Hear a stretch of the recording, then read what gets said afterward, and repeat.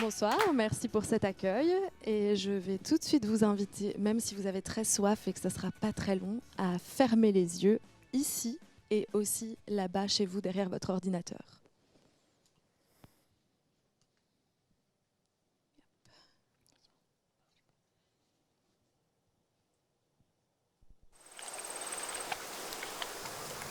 Au bout d'un moment, on arrive au bord de l'eau. J'en profite pour retirer mes chaussures. J'adore tremper les pieds dans l'eau fraîche, voire froide des rivières. Ma chienne me suit avec bonheur.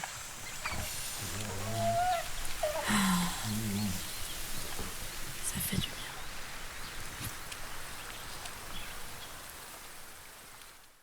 Et quand vous êtes prêts, je vous invite à revenir avec nous. Ça va, tout le monde est là. Est-ce que ça vous est déjà arrivé de prendre la route, partir en road trip, en balade, et à un moment, pour une raison ou pour une autre, vous changez de direction. Il y a une bifurcation, il y a un changement d'itinéraire, et vous vous retrouvez dans un endroit que vous ne soupçonniez pas, qui est magnifique, où vous découvrez des personnes, vous faites des rencontres incroyables, vous découvrez des trésors insoupçonnés. Bien, c'est un peu ce qui nous est arrivé tous les quatre, Mélanie, Muriel, Anaïs et moi, durant ces 6 semaines au sein de Pilote Média. Deux journalistes, une juriste et une responsable de communication marketing. On avait dans l'idée de proposer, d'explorer la possibilité d'un podcast et de newsletter consacré à la route, la culture de la route, sa dimension donc expérientielle, narrative, culturelle, sa dimension poétique, sa dimension aussi esthétique et visuelle, parce qu'elle existe. Et puis, en explorant un petit peu notre public, on s'est rendu compte que dans ce public-là, il y avait une frange qui ne pouvait pas profiter de cette dimension esthétique et visuelle, et qui manquait cruellement cette expérience-là, c'est les non-voyants. Alors, on s'est arrêté et on a rencontré des personnes non-voyantes comme Adrien. Il nous a parlé de sa passion pour les nouvelles technologies, sa passion pour les contenus, audio notamment, de nouvelles technologies, son besoin d'autonomie. Donc de dépasser sa déficience visuelle en gagnant en autonomie. On a aussi eu le bonheur de rencontrer Marguerite, qui est devenue, il y a une petite quinzaine d'années, complètement aveugle, fan de road trip, qui nous a parlé de son sentiment de liberté quand elle est sur la route, surtout quand son mari lui décrit ce qu'il y a à voir, ce qu'il y a à regarder, les histoires qu'il y a à raconter, et qu'elle écoute les podcasts de France Inter. Et donc on a un peu gratté, on a vu qu'il y avait 200 000 personnes non-voyantes en Belgique, donc 55% de femmes, 1,7 million en France, Suisse, Canada et Belgique, donc la francophonie, on n'a pas encore calculé pour l'Afrique et la partie francophone de l'Amérique du Sud. Et ce chiffre serait amené à être multiplié par 3 d'ici 2050, ce qui fait quand même une audience assez importante. Et donc on s'est un peu... on a pris un immense plaisir à imaginer une expérience immersive et sensorielle, donc qui dépose des images de manière auditive à l'esprit et qui fasse gagner en autonomie ces personnes non-voyantes par un système de son binaural. Donc c'est une immersion dans une technologie qui vous permet en fait d'entendre les sons tels que vous les percevez normalement. Et donc on reconstruit un univers sonore, mais aussi visuel. Nous sommes persuadés que le son est le média le plus visuel qui soit. Et donc cette solution que nous vous proposons, c'est autoradio, des balades audio-guidées qui peuvent être écoutées soit sur des sentiers en marchant ou dans le confort de votre habitacle dans la voiture. Alors comment on va essayer de faire plonger notre public dans notre univers ? Tout d'abord via les réseaux sociaux habituels, parce qu'on est persuadé que c'est en convainquant les personnes qui accompagnent les malvoyants qu'on pourra les toucher eux plus directement. On a aussi des plateformes de diffusion de podcasts qui sont facilement accessibles et qui permettraient de tester notre solution très rapidement. À terme, on aimerait développer une application dédiée avec un système de GPS qui permettrait vraiment de répondre à ce besoin d'autonomie dont on nous a tant parlé, et puis de se diriger vers des applications qui sont vraiment spécifiques comme Easy Travel qui est en plein développement. Donc vous le voyez, on a encore besoin de pouvoir valider cette proposition parce que comme Nicolas vous l'a dit, on a fait ce pivot il y a très peu de temps, donc tout juste 2 semaines. Donc ce prototype que vous venez d'entendre, c'est vraiment notre bébé qui vient d'arriver. Les étapes suivantes vont être d'obtenir nos premiers clients et d'explorer différentes déclinaisons du contexte, des balades ici en Belgique, en Wallonie ou peut-être à l'étranger en fonction de l'intérêt qui va nous être porté et de toucher la francophonie. Donc, on a essayé d'établir une liste des charges donc, pour vraiment permettre d'identifier un petit peu nos besoins matériels et autres, donc, qui rentrent dans cette idée de briefing, d'établir un scénario, de coordonner tous les éléments de la production sonore et puis de la diffusion. Mais vous comprenez de ce que je suis en train de vous expliquer que notre business model, ce sera vraiment l'idée d'avoir une maison de production B2B et donc que notre contenu sera proposé à éventuellement un early adopters, je le regarde mais il ne me regarde pas, il sourit et éventuellement que lui ou d'autres offices du tourisme par exemple puissent toucher leur communauté avec les contenus qu'on pourrait proposer. Donc ce qui nous aiderait à aller plus loin, c'est de conclure ce partenariat avec Ardennes Étape pour avoir un premier concept à tester pour pouvoir viser ensuite la Wallonie et les offices du tourisme. On aimerait aussi déjà faire un clin d'œil aux 1000 partenaires de Pilote Média pour apprendre de leurs techniques et pouvoir aussi continuer à évoluer. Tu nous as déjà bien aidé, hein. On a discuté avec un ingénieur du son que j'ai rencontré grâce à Sébastien qui a validé complètement la proposition d'ailleurs. Et alors en parlant donc des propositions qu'on pourrait proposer ensuite sur base de ce premier concept, on partirait donc sur ce partenariat privilégié avec Ardennes Étape s'il se concrétise. Pour ensuite proposer soit un pack standard ou un pack sur mesure, mais on ne peut pas vous présenter un chiffre aujourd'hui, c'est vraiment impossible de le chiffrer à ce stade, mais voilà les deux idées vers lesquelles on se dirige. Alors, vous qui êtes derrière votre écran, écoutez tout de suite notre premier podcast. Il est directement accessible sur le groupe Autoradio sur Facebook.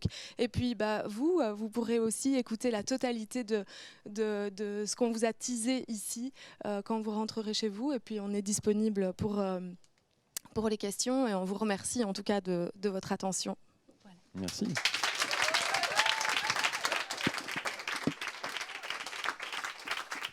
Venez. Merci à vous deux, merci à vous quatre pour ce projet, cette présentation. Joris, il y a eu des appels du pied appuyés. Là, c'est plutôt au coach que je vais parler parce que tu es coach depuis le début de Pilote Média. Qu'est-ce qui a fait qu'à un moment donné, ce projet t'a tapé dans l'œil? Parce qu'à un moment donné, il y a eu un cling quelque part, sans préjuger de ce qui se passera, hein, okay, sans préjuger de ce qui se passera. Sans préjuger qu'ils savaient créer la marque correctement, mais il y avait quand même 2 fautes d'orthographe dedans, mais c'est pas grave. La prochaine fois, on embauchera un copie dans l'équipe, on prendra un 5e. Je rigole. Non, moi, ce que j'aime dans cette approche, au-delà du fait que ça touche ce qu'on fait comme business, c'est qu'on parle du vrai développement de contenu B2B. On n'est pas dans une logique où on essaye d'avoir un modèle mix, on est dans une logique où on essaie de créer du contenu et que les contenus vivent à travers des marques qui ont quelque chose à dire. C'est pas juste créer de la pub sonore, pas du tout. C'est vraiment créer des partenariats. Donc moi, quand ils m'ont parlé de ça, ce que je leur ai dit quand on s'est vu en coaching, j'ai dit mais bordel, on n'y a jamais pensé. Donc en fait, on fait plein de balades, on fait plein de choses où on essaie justement, on parle d'expérience tout le temps à nos clients, on parle tout le temps d'expérience dans notre démarche marketing. Et l'expérience sonore par rapport à ce public-là, qui est un public, on a vu les chiffres, qui n'est pas rien, mais qui malheureusement tend à grandir aussi. C'est assez surprenant de voir ces chiffres. Se dire, en fait, c'est totalement une faille dans une approche dans une approche sensorielle du marketing. On y pense, on dit oui, on a déjà pensé à faire des podcasts, on a déjà eu des approches et tout. Et puis là, c'est pas le podcast qui nous intéresse, c'est la manière dont on adresse le contenu à un public. Donc voilà, j'ai trouvé ce projet hyper intelligent, donc je vais pas poser des questions ou les challenger maintenant. Mais ça c'est quelque chose aussi dans le monde dans lequel on évolue aujourd'hui. Tu as travaillé dans des médias, tu travailles aujourd'hui pour une marque. C'est quelque chose dont tu te rends compte, ce besoin-là de raconter des histoires qui ont du sens, d'avoir des valeurs à défendre à travers ces histoires-là. C'est quelque chose que, médias ou pas médias, historiquement médias ou en vendant d'autres choses, c'est important aujourd'hui. Encore une fois, je ferai la différence entre médias et presse. Pour moi, c'est deux choses totalement différentes, même si on produit le même type de contenu, mais quand on fait de la presse, on fait du journalisme, on fait quelque chose qui n'est pas du tout dans le même modèle, selon moi. Donc, c'est deux choses différentes. Pour moi, faire du média, c'est pas spécialement être dans un organe de presse. Donc, voilà. Donc, à partir du moment où, de cette manière-là, on approche des démarches plus sur le tourisme, sur la balade, que d'une autre manière, Red Bull va approcher les sports extrêmes avec du contenu, on est dans la même démarche de création de contenu pour mettre en évidence une marque au final, mais pas seulement mettre la marque de manière purement opportuniste, mais aussi créer l'expérience autour. Je me retourne vers Corinne. Je suppose que quand la RTBF lance RTBF Restart, il y a derrière plein de contenus, mais il y a aussi une démarche qui est de soutenir avec sa marque, qui n'est pas juste de faire du marketing pur et simple en faisant un écran de pub.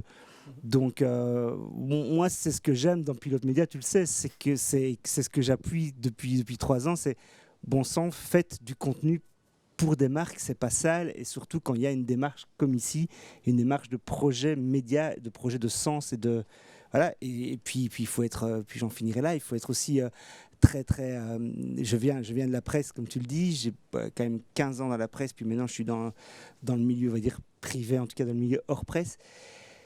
Il faut avouer que l'argent est plutôt à l'endroit où aujourd'hui, dans les milieux où je circule, que spécialement dans les organes de presse. Et je ne dis pas qu'il n'y en a pas, je dis pas qu'il n'y a pas d'argent, je ne dis pas que c'est la misère, je ne suis pas du tout dans le cliché, mais pour développer du contenu, il y a clairement des budgets à aller chercher dans le privé. Voilà.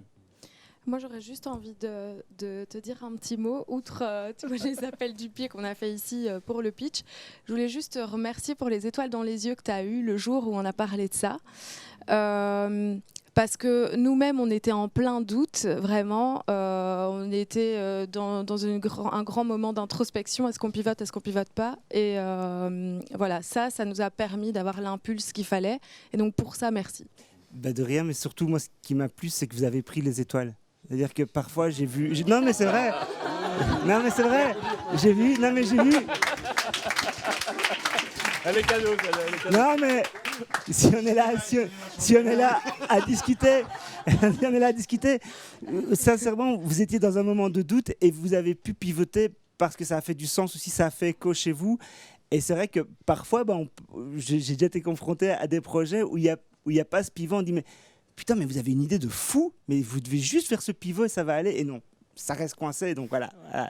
Donc merci à vous surtout d'avoir été à l'écoute, quoi. Puis on verra, moi je promets rien. Tant qu'on est dans les merci, excusez-moi, parce que je voudrais quand même remercier Maxime Dumil et Samuel de Big Boy System que j'ai rencontré et qui ont vraiment validé, qui ont accompagné cette proposition-là sonore. Parce que, bon, je fais un peu de radio, mais le binaural, je ne connais pas du tout. Et ils ont été surexcités à l'idée d'explorer quelque chose qui est complètement en friche, en fait. Aller discuter avec Nicolas aussi qui est chaud. Là, ce matin on en a discuté, il est aussi chaud là derrière. Je voulais juste, parce que c'est des questions sur lesquelles en plus avec Corinne on avait déjà discuté, et vous challenger sur d'autres publics. Imaginez les milliers de personnes qui sont aujourd'hui en maison de repos, en hôpital, et qui Exactement. Et donc, ok. Et hier, j'ai eu aussi un moment d'émotion. On n'était pas sur l'immersion sonore, mais sur l'immersion visuelle. J'étais à Valenciennes, dans un ancien site minier.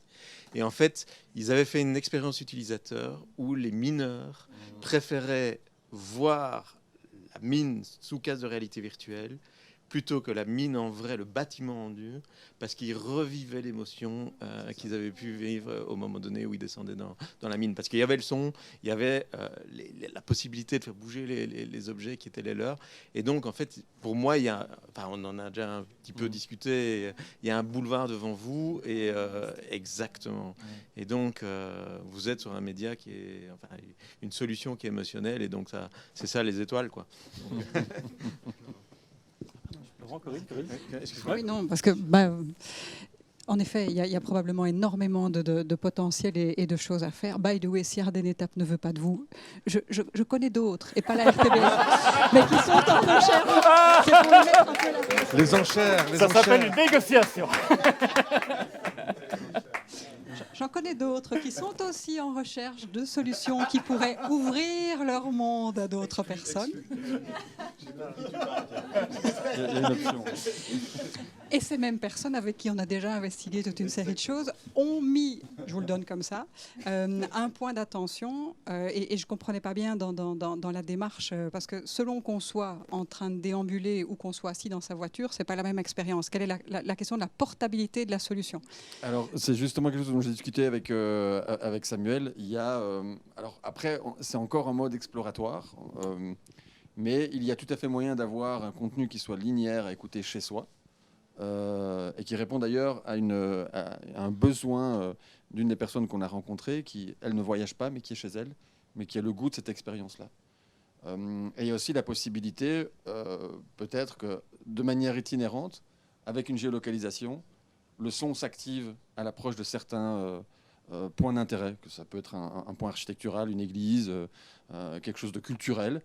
Et avec la dimension, en 3 dimensions du son binaural, ce qui est génial, c'est qu'on peut imaginer reproduire le fait de rentrer dans un espace qui est sonore, qui est historique, qui est culturel, et de vraiment avoir cette impression que le son nous arrive, qu'on rentre dans un endroit.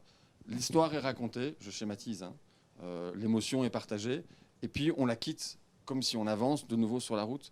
Et ça, avec le son binaural, c'est une expérience qui est assez folle. Sur le SoundCloud qu'on a créé, Samuel nous a fait la gentillesse de nous faire une balade audio guidée avec son chien dans un zoning. Et les sons sont très lointains. Et c'est vraiment, on entend l'autoroute à gauche, les oiseaux à droite, dans une profondeur. Et il a dû remonter un peu le gain, comme on dit, pour qu'on les entende.